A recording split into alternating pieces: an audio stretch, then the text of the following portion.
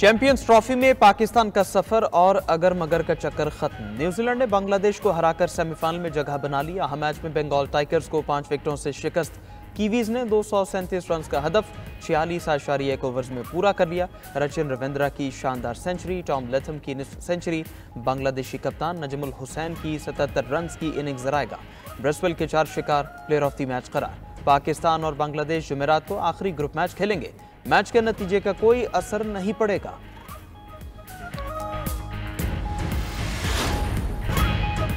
पाकिस्तान और अजरबैजान के दरमियान $2 अरब के मुआहदे। वज़ीर-ए-आज़म शहबाज शरीफ के दौरे बाकू में मुफाहमत की यादाश्तों पर दस्तखत। LNG के खरीदो फरोख्त के फ्रेमवर्क मुआहदे पर तरमीमी मुआहदा हो गया। आज़री स्टेट ऑयल और पाकिस्तान रिफाइनरी लिमिटेड के दरमियान मुफाहमत की यादाश्त पर sign. State oil Azerbaijan FWO और मची के ठलियां वाइट ऑयल पाइपलाइन मंसूबे पर दस्तखत। आज़री शहर नख्चीवान और लाहौर के दरमियान सकाफती ताउन की याददाश्त पर भी दस्तखत हुए। पाकिस्तान और अजरबैजान का स्ट्रेटेजिक शराकतदारी पर इजहार इत्मीनान। इक्तिसादी ताउन, तिजारत और सरमायाकारी को मजीद बढ़ाने के आज़म का इरादा। आज़री सदर के साथ मुश्तरका न्यूज़ कॉन्फ्रेंस में वज़ीर-ए-आज़म ने कहा, अजरबैजान से $2 अरब की सरमायाकारी पर इत्तेफाक हुआ है। इल्हाम अलीयफ अप्रैल में पाकिस्तान आकर इन मुआहदों को बाज़ाबिता शक्ल देंगे। इस सरमायाकारी और बाहमी ताउन के मंसूबों की निगरानी खुद करूंगा। वज़ीर-ए-आज़म शहबाज शरीफ ने बाकू में बिजनेस फोरम से भी खिताब किया। वज़ीर-ए-आज़म का यादगार फतह का दौरा। काराबाग जंग के हीरोज को खिराज अकीदत पेश किया। यादगार पर फूल रखे। जोलबा सदारती महल पहुंचने पर वज़ीर-ए-आज़म शहबाज शरीफ का पुरतपाक इस्तकबाल किया गया।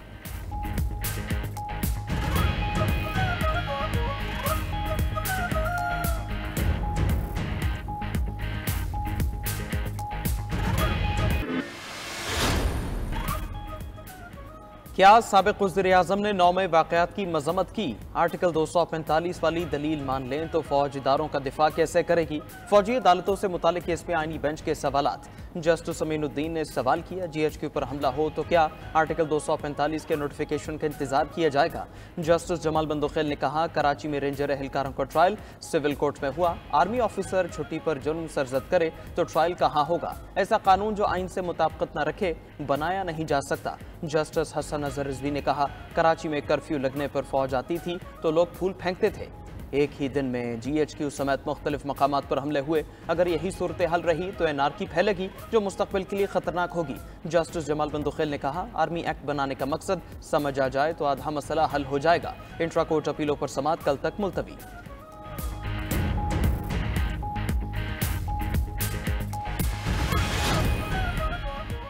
सुप्रीम कोर्ट में इंतखाबी धांधली की तहकीकात के लिए दायर दरख्वास्तें समाअत के लिए मुकर्रर।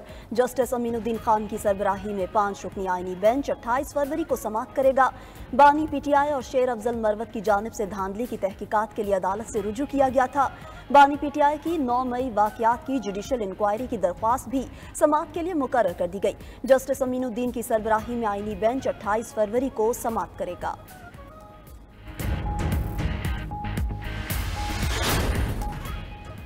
हकूक के लिए आखिरी हद तक जाएंगे। गोली चलाई गई तो नताइज के खुद जिम्मेदार होंगे। रियासत अवाम को हक नहीं देती तो नफरतें पैदा होती हैं। अवाम लाताल्लुक हों तो टैक्स अदा नहीं करते। बात बढ़ते बढ़ते अमनो अमान के मसले तक पहुँच जाती है। वज़ीर आला खैबर पख्तूनख्वा यमीन गंडापुर का इस्लामाबाद में NFC डायलॉग से खिताब। कहा, आइन पर अमल न करने का नुकसान मुल्क टूटने की सूरत में सामने आया। अडियाला जेल के बाहर कैंप लगा तो बानी PTI के हुक्म के मुताबिक खैबर पख्तूनख्वा से भी लोग आएंगे। दूसरी तरफ सूबाई हुकूमत ने तैमूर सलीम और कामरान बंगश को खैबर पख्तूनख्वा काबीना में शामिल न करने का फैसला कर लिया।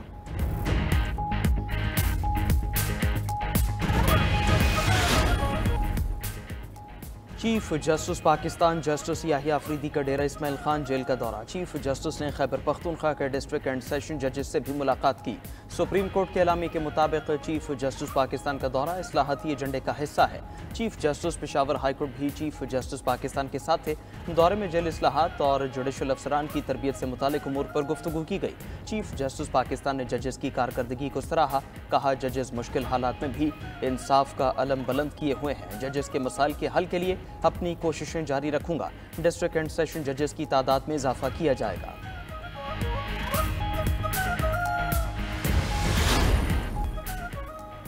पाकिस्तान में पहला रोज़ा 2 मार्च को होने का इम्कान। 28 फरवरी को पाकिस्तान में रमज़ान मुबारक के चांद की रोयत मुश्किल होगी।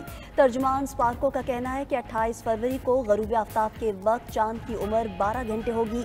कम बुलंदी और ज़्यादा फासले की वजह से चांद का इंसानी आंख से नज़र आना मुमकिन नहीं होगा। मुमकिना तौर पर ईद उल फितर 31 मार्च को हो सकती है। दूसरी तरफ रमज़ान मुबारक के लिए स्कूलों के औकात कार तब्दील कर दिए गए। नए शेड्यूल के मुताबिक रमज़ान मुबारक में स्कूल सुबह 8:30 बजे लगेंगे और 1 बजे छुट्टी होगी। जुम्मे के रोज़ स्कूल्स में छुट्टी 12:30 बजे होगी।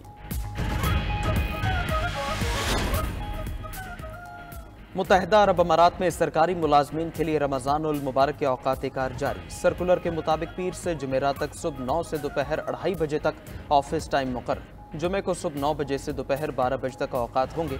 ज़्यादातर इस्लामी ममालिक में 1 मार्च बरोज़ हफ्ता से रमज़ानुल मुबारक का आगाज़ मुतवक्के। रमज़ान में उम्रा ज़ायरीन के लिए मदीना में खुसूसी बस सर्विस चलेगी। शटल बस पूरा हफ्ता 24 घंटे ज़ायरीन के लिए दस्तयाब होगी। सऊदी वज़ारत सेहत ने उम्रा ज़ायरीन के लिए गर्दन तोड़ बुखार की वैक्सीन लाजमी करार दे दी।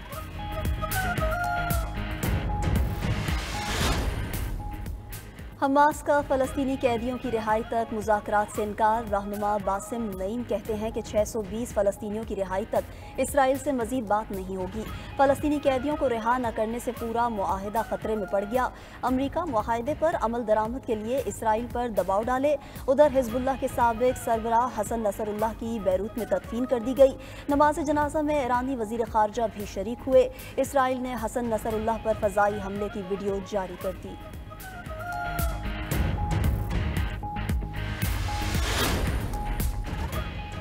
गजा में 1.5 साल की बंदिश के बाद स्कूल खुल गए। मगरबी गजा के अल नसर स्कूल में क्लासेस का आगाज। पहले रोज बच्चों ने शहीद होने वाले साथियों, असातिज़ा और अजीज़ व क़ारिब को ख़िराज अक़ीदत पेश किया। आदाद शुमार के मुताबिक गजा के 85% स्कूल इसराइली बमबारी से नाकारा हो चुके हैं। उधर इसराइल का जंगी जुनून बरकरार। मगरबी किनारे के शहर जनीन में 20 साल बाद टैंक घुसा दिए। इसराइली नशियाती इदारे के मुताबिक टैंकों की तैनाती फौजी कार्रवाइयों में तोसी का हिस्सा है।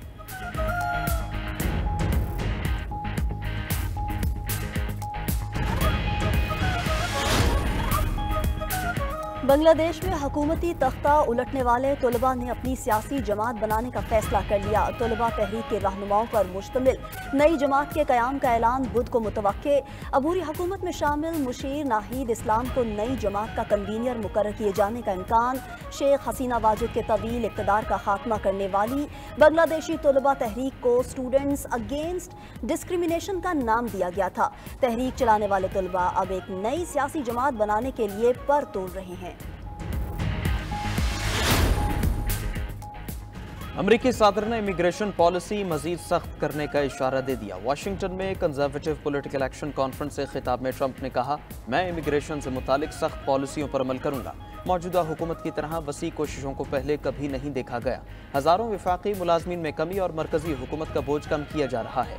एक नई और देरपा सियासी अक्सरियत बनाई जा रही है जो आने वाली नस्लों के लिए अमरीकी सियासत को आगे बढ़ाएगी।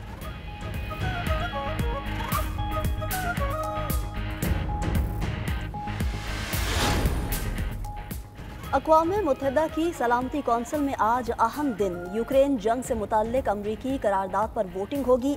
करारदाद में यूक्रेन पर रूसी हमले के बजाय तनाज़े का लफ्ज़ इस्तेमाल और तनाज़े के फौरी खात्मे का मुतालबा किया गया। रूस से कोई मुतालबा नहीं किया गया। उधर यूक्रेनी सदर ने यूरोपीय रहनुमाओं के साथ आज इजलास का ऐलान कर दिया। ज़ेलेंस्की का कहना है कि अमन की खातिर सदारत छोड़ने को तैयार हैं। कोई ऐसा मुआहिदा नहीं करेंगे जो अगली नस्लों को भुगतना पड़े। अमरीका से डॉलर वापसी की बुनियाद पर नहीं, बतौर इमदाद लिए। जर्मनी में कबल अज़ वक्त पार्लिमानी इंतखाबात में क़दामत पसंद जमात क्रिश्चियन डेमोक्रेटिक यूनियन कामयाब। खबर एजेंसी के मुताबिक सीडीओ के रहनुमा फ्रेडरिक मर्ज की जर्मन चांसलर बनने की राह हमवार हो गई। फ्रेडरिक मर्ज पॉलिसीज में तब्दीली लाने और यूरोप की दिफाई सलाहियतें बढ़ाने का इंदिया दे चुके। मौजूदा जर्मन चांसलर ओलफ शोल्ज़ ने इंतखाबात में शिकस्त तस्लीम कर ली। अमरीकी सदर ट्रंप की फ्रेडरिक मर्ज को जीत पर मुबारकबाद।